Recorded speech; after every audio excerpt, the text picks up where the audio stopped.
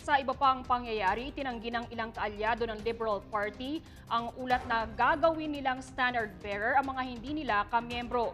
Kabilang dito si Senator Grace Poe na napapabalitang tatakbo bilang presidente sa 2016. Hanggang ngayon ay wala pa rin umanong napupusuan si Pangulong Benigno Aquino III kung sino ang pwedeng pumalit sa kanya.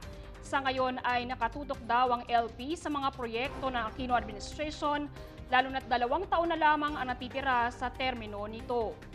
Bagamat may koalisyon ito sa ibang partido, mas prioridad daw nila ang sariling kapartido na magiging standard bearer para sa 2016.